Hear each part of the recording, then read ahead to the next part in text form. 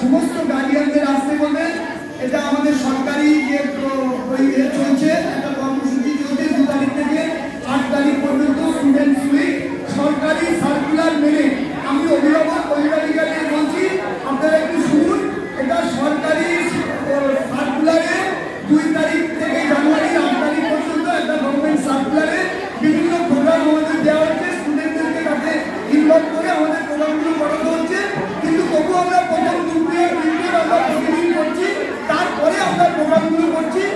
যাই হোক, স্টুডেন্টরা খুব আপনারাও মানে আমাদেরকে সহযোগিতা করছেন, অভিভাবক অভিভাবকদের হিসেবে ছাত্রছাত্রীরাও সহযোগিতা করছেন। আর তারিখের পরের থেকে আমরা আবার যেমন করে আমাদের ক্লাস সেভাবে চলবে। এখন একটুখানি এবার আমি আপনাদেরকে ছাত্রছাত্রীরা একটা কবিতা আবৃত্তি করছি। ছাত্রছাত্রীরা একটু চুপ করো, একটা রবীন্দ্রনাথ ঠাকুরের একটা ছোট্ট কবিতা আবৃত্তি করে একটু কথা বলবেন, একটু অনুরোধ করছি। বিশ্বকবি রবীন্দ্রনাথ ঠাকুরের প্রশ্ন। আমি এই কবিতাটা আগেও আবৃত্তি করেছি একবার করে, সেটি আবৃত্তি করছি। কারণ আজকের দিনে কবিতাটি ভীষণ লাগে, শুধু আমার প্রশ্ন নয়, সারা পৃথিবীর প্রশ্ন হয় না। প্রশ্ন রবীন্দ্রনাথ ঠাকুর।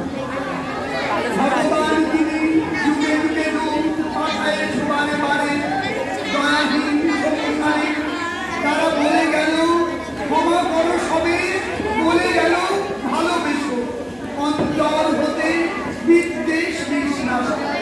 বরণীয় তারা স্মরণীয় তারা তবুও ভাটিয়ে দাঁড়ে, আলুর দিনে ফিরানো তাদের ব্যর্থ নমস্কারে। আমি যে দেখেছি তরুণ বালক উন্মাদ হয়ে ঢুকে যন্ত্রণায় পড়েছে পাথরে নিষ্ফল। আমি যে দেখেছি তরুণ বালক উন্মাদ হয়ে ঢুকে যন্ত্রণায় পড়েছে পাথরে নিষ্ফল মাথা টুকে। কণ্ঠ আমার রুদ্ধ আজকে মাসি সংগীত হারা অমাবস্যার ধারা লুপ্ত করেছে আমার ভুবন দুঃস্বপনের দলে। তাই তো তোমায় সুধাই অশ্রু জলে, যাহার তোমার বিষাইছে বায়ু নিভাইছে তব আলো। তুমি কি তাদের ক্ষমা করিয়াছ? তুমি কি বেসেছ? ধন্যবাদ।